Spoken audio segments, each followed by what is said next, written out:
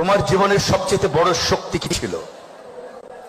আমি জানি না অন্যে কে কি বলবে, আমি নিশ্চিত করে তোমাদের বলতে পারি, আমি যে কোনো জায়গায় বলবো, যে কোনো পরিস্থিতিতে বলবো, আমার জীবনের সবচেয়ে বড় শক্তি ছিল আমার মায়ের দোয়া।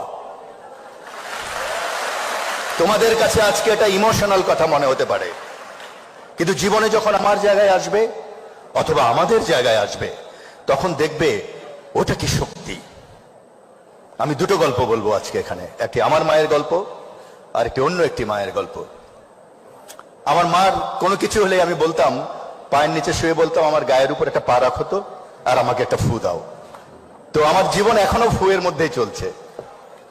আমি যখন ম্যাট্রিক পরীক্ষা দেই আগের রাতে, আমার অনেক জ্বর, অনেক অনেক জ্বর, 104 ডিগ্রি হবে। তা আমি সকালবেলা উঠে বললাম, মা আমি তো আর পরীক্ষা দিতে পারবো না।